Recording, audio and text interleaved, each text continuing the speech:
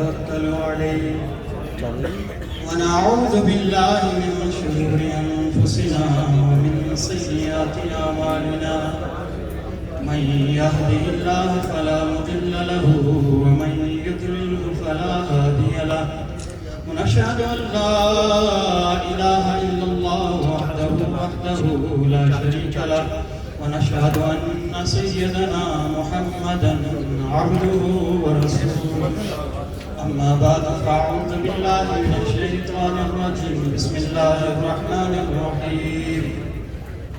ما كان محمد أبا أحد من رجالكم ولكن رسول الله وخاتم النبيين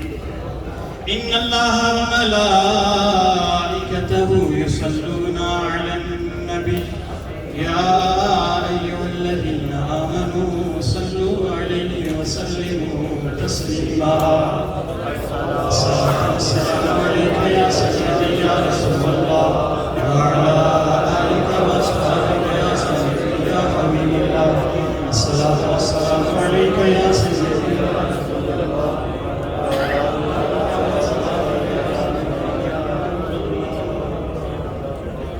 نبی مکرم رسول محتشم صلی اللہ علیہ وسلم کا فرمان عالی شان ہے.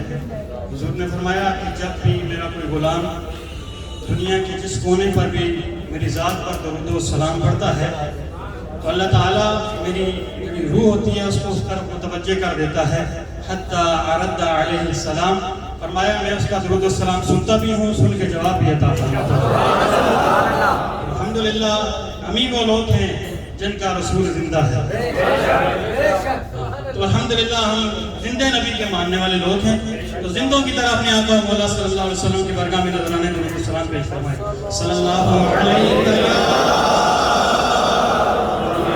رسول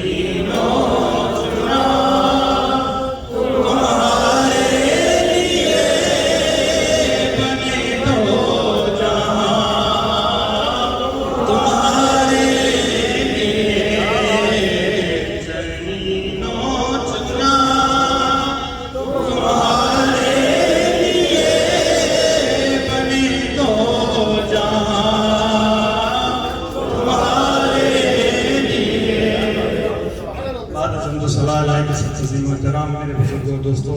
اسٹیج پر تشریف فرما امیر محترم لوگ, اس کے ساتھ جملہ احباب, السلام علیکم ورحمۃ اللہ تعالیٰ وبرکاتہ. اللہ تعالیٰ کا لاکھوں کروڑوں بار احسان ہے کہ اللہ تعالیٰ نے ہم سب کو مل بیٹھ کے اپنے محبوب کی یاد میں چند لمحے گزارنے کی توفیق عطا فرمائیے. دعا گو کہ اللہ تعالیٰ ہم سب کا مل بیٹھ میں اپنے پاک اور مقدس برکات کے قبول و منظور فرمائے. ایک روایت پیش کر کے میں آپ سے اجازت چاہوں گا جو عمدۃ القاری شرح بخاری میں نے نقل فرمائی ہے. آپ فرماتے ہیں کہ یمن کا بادشاہ طبع یا اول, یہ یمن کا بادشاہ تھا. یہ سفر کے لیے نکلا تو حرم پاک سے ہوتا ہوا جب یثرب کی زمین پہ پہنچا تو وہاں اس کے ساتھ تقریباً 400 علماء کرام تھے, جید علماء کرام تھے. جب وہ یثرب کی زمین پہ پہنچے تو انہوں نے پھر ایک میٹنگ کی. علماء نے میٹنگ کر کے تو وہ بادشاہ کو کہنے لگے ہم نے اس زمین سے نہیں جانا ہے, ہم نے یثرب سے نہیں جانا. تو جب بادشاہ نے کہا نہ جانے کی وجہ کیا ہے, کیوں نہیں جانا چاہتے ہو, کیوں یہیں پہ ڈیرے ڈال کے یہیں پر رہنا چاہتے ہو، حالانکہ تمہیں اتنی آسائشیں دی گئی ہیں، بادشاہ کے ساتھ رہتے ہو، اچھا والا پروٹوکول ہوتا ہے، کھانے کے لیے بھی ایک تین چیزیں ملتی ہیں، اس کے باوجود اس سنسان اور ویران جگہ پر کیوں ڈیرا ڈالنا چاہتے ہو؟ اور زمین بھی وہ جس پر یثرب کہتے ہیں، بیماریوں کا گھر، کہا یہاں پر رہنے کی کیا وجہ ہے، کیوں یہاں پہ رہنا چاہتے ہو؟ تو انہوں نے کہا ہم نے اپنی کتابوں میں پڑھا ہے، جو سابقہ آسمانی کتابیں ہیں، کہا ہم نے ان میں پڑھا ہے کہ جو اللہ کا آخری نبی ہوگا، جب اس کی ولادت ہوگی تو ہجرت کر کے جس زمین پہ وہ آئے گا یثرب اسی زمین کو کہتے ہیں، کہا ہم نے اس زمین پہ رہنا ہے، کیوں کہ یہ اللہ کے آخری رسول کی ہجرت گاہ ہوگی، ہجرت کر کے آمینہ کا لال اس زمین پہ آئے گا۔ تو ہم یہ چاہتے ہیں کہ جب کوئی رسول آئے اس کی آمد سے پہلے ہم نے ایک ایسا یہاں پہ ماحول بنانا ہے، ایسے لوگ یہاں پہ ہونے چاہیے کہ جب میرا محبوب وہاں سے تشریف لائے اور جب رسول اللہ صلی اللہ علیہ وسلم کی مدینہ المنورہ کی زمین پر رسول اللہ صلی اللہ علیہ وسلم کی آمد ہو تو آگے طلع البدر علینا پڑھنے والے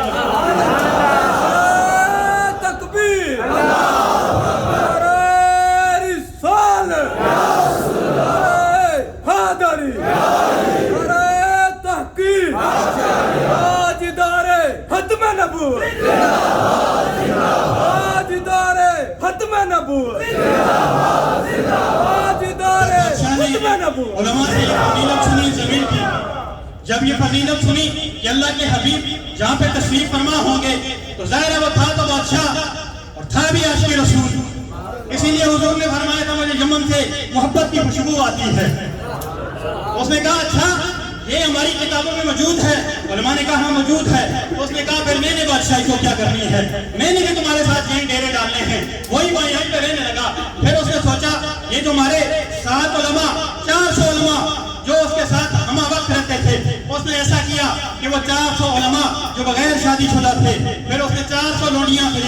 خرید کر ان کو آزاد کر کے ان علماء سے اس کی شادیاں کروائی، شادیاں کروانے کے بعد ہر علماء کے ساتھ جب شادی ہو گئی اس کے بعد اس نے ایک ایک مقام ہر علماء کو بنا کے دیا اور ڈبل سٹوری اس نے رسول اللہ کے لیے بنایا تھا۔ اس دور کے اندر 2 منزلہ مکان اس نے رسول اللہ کے لیے بنایا تھا اور وہ چھوڑ دیا تھا، اور وہاں جب اس نے یہ سارا اہتمام کیا، جب ان کی بنیادیں کھودی جا رہی تھی اور جب اس میں اینٹیں لگائی جا رہی تھی، جب مستری کام کر رہے تھے تو بتاؤ ان کے دلوں میں کیا تھا، وہ کیا سوچ رہے تھے؟ آج کے دور میں ہمیں لوگ کہتے ہیں جی 2 دیگیں بنا دو، چند جھنڈیاں لگا دو، کہتے ہیں جی میلاد منانا کہاں گیا، یہ تو فضول خرچی ہے۔ تو بتاؤ وہ جو 400 شادیاں کروا رہے تھے، وہ جو 400 گھر بنا رہے تھے، تو وہ کس خوشی میں؟ آمینہ کے لال کی ولادت کی خوشی میں نہیں، صرف اس خوشی میں کر رہے تھے کہ آمینہ کے لال کی آخری ہجرت گاہ ہوگی، اللہ کا حبیب ہجرت کر کے زمین پر آئے گا، وہ اس خوشی میں کر رہے تھے۔ وہ اگر فضول خرچی ہوتی تو پھر بتاؤ اب میرے محبوب کی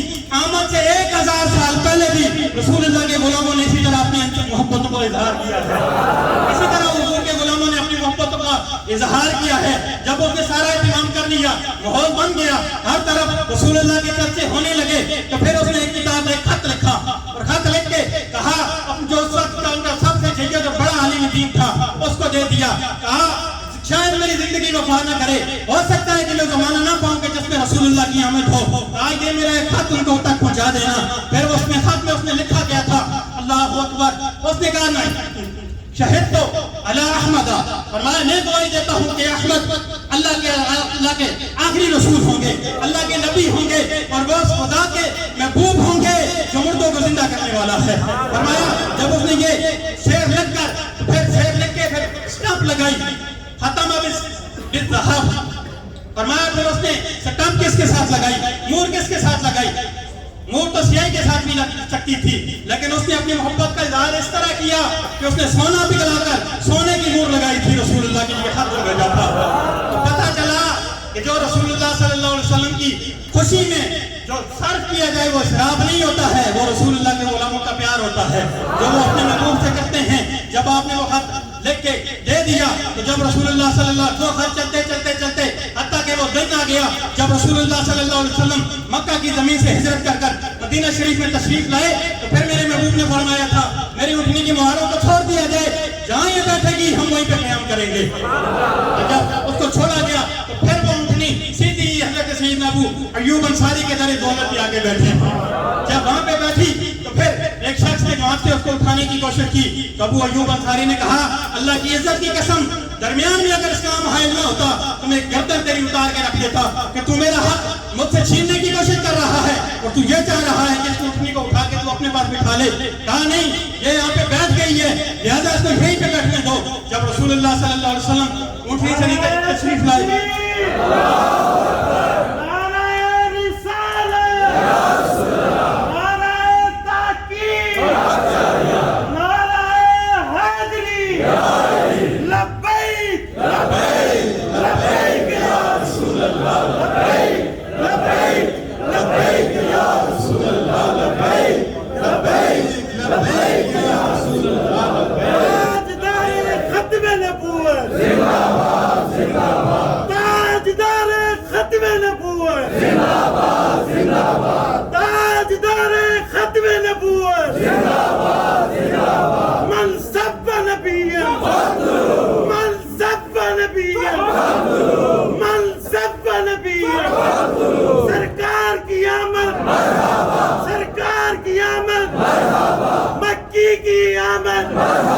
مدنی کی آمد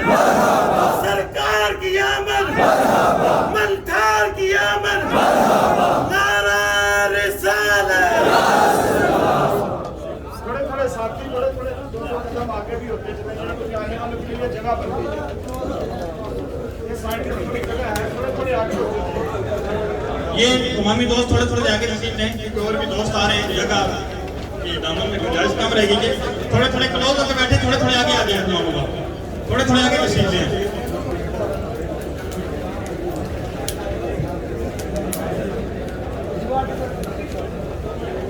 جب میری طرف جا کے تمام دوست جب اونٹنی حضرت سیدنا ایوب انصاری رضی اللہ تعالیٰ کی دائیں دولت پر بیٹھ گئی تو حضور جب اونٹنی سے نیچے تشریف لائے تو رسول اللہ صلی اللہ علیہ وسلم کے سامنے ایک شخص آیا. حضور نے فرمایا انت ابو لیلا. کہا تو ابو لیلا ہے تو وہ حیران رہ گیا کیونکہ اس سے پہلے اس کی رسول اللہ کے ساتھ ملاقات نہیں تھی. حضور کو دیکھا نہیں تھا حضور نے اس کو نہیں دیکھا تھا تو وہ حیران ہو گیا. کہا ابو لیلا ہے. کہا یا رسول اللہ میں ہی ابو لیلا ہوں. فرمایا وہ میرے غلام کا خط نکال کے دے دو. وہ خط نکالو جو تمہارے پاس ہے. تو اس نے وہ خط نکال کے رسول اللہ صلی اللہ علیہ وسلم کی بارگاہ میں دیا. تو رسول اللہ صلی اللہ علیہ وسلم نے 3 مرتبہ فرمایا تھا مرحباً بالصالح. کہا ہے میرے بھائی جو صدیوں پہلے میری آمد سے ہزاروں سال پہلے جشن بنا کے دنیا سے گیا ہے تیری یہ چٹھی ہمیں مل گئی ہے اور ہم تمہیں مرحبا کہتے ہیں. اور حضور نے فرمایا تھا آج کے بعد تبا کو کوئی برا نہ کہے وہ ہمارا وہ غلام ہے جس نے صدیوں پہلے ہمیں اللہ کا رسول مان لیا تھا. یہ غلام تھے جنہوں نے صدیوں پہلے رسول اللہ کو رسول اللہ کا مانا ہے. آج کوئی اگر منکرین ختم نبوت رسول اللہ کے بے ادب اور گستاخ کسی کہانی کو نبی کہیں تو ہم اس پہ لعنت کرتے ہیں کیونکہ صدیوں پہلے میری نبوت کی ختم نبوت کے اعلان کر کے دنیا سے گئے ہیں. دعا کو ہے کہ اللہ تعالیٰ ہم سب کو رسول اللہ کی سچی محبت